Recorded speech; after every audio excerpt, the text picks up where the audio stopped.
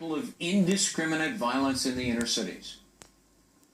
Good for Donald Trump. The only reason he's taking heat for this from the left and from the Democrats and from Mrs. Bill Clinton is because he's putting the focus and the spotlight where it should be, these hellholes called the American ghetto here in the United States. We've heard nothing from Barack Obama with all this carnage taking place, not just in Chicago, but all across the American ghetto. We've heard nothing in Chicago from Rahm Emanuel, nothing from the governor, Rauner. We've heard nothing from Clinton on this carnage.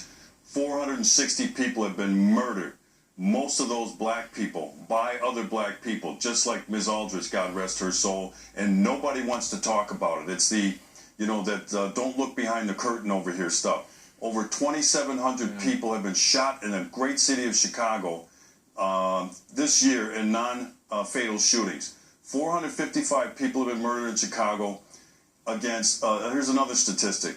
About 275 coalition forces in Afghanistan have been killed since the start of Barack Obama's second term. Think about that for a minute. That is staggering. So the more that Donald Trump continues to focus on this, we'll finally get to where we need to be, and it's to get rid of these American ghettos and improve lives for black people. All right. Donald Trump tweeted out yet again several tweets this morning, and I'll just read his first one. Now that African Americans are seeing what a bad job Hillary-type policy and management has done to the inner cities, they want Trump. A few days ago, of course, he said that African Americans will vote Trump. That's a direct quote.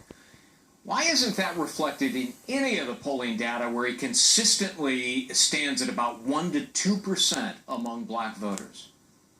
Well, look, this is a recent strategic move on the part of Donald Trump. I think it's brilliant, though, because the Democrats and Mrs. Bill Clinton never saw this coming. They've now had to spend money and resources on putting out ads to fight off this attempt by Donald Trump to plead for the black American vote. So, if they're reacting to it, that's where you want them to be. They know that they have a problem if people start to open their eyes, black people. It's not going to happen overnight. Everybody wants this instantaneous movement of the needle. I'm not predicting any seismic shift here, but now we're talking about what we need to be talking about in terms of the American ghetto, right. Cities like Chicago, Baltimore, St. Louis, Los Angeles, Milwaukee. We have to do something about this. We have to improve the quality of life for black people. I don't care how uneducated and impoverished they are. Okay, but we still have to do something about it. Donald Trump is the only one that wants to talk about it. Donald Trump can do that. It was just last week, essentially, that he said he could solve the gun violence in Chicago within a week.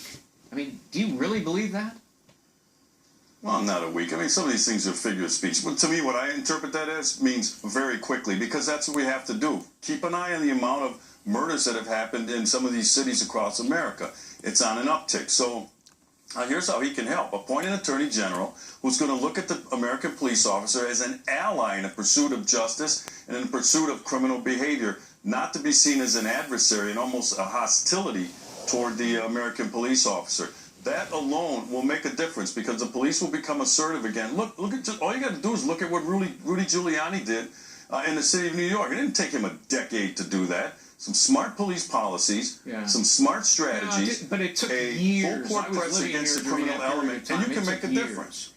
And well, the problem arguably is that when Donald Trump says I can do it in a week, people tune out because they just realize that's nonsense. But let me ask you about something else that occurred that some people are saying, was inappropriate. Other people are applauding it.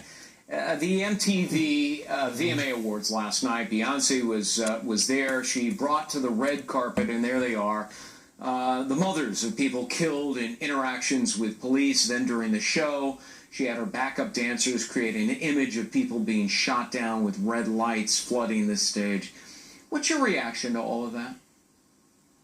Nothing. And look, I don't listen to Beyonce. I don't buy her music. I'm a country music fan, but it's pretty obvious to me that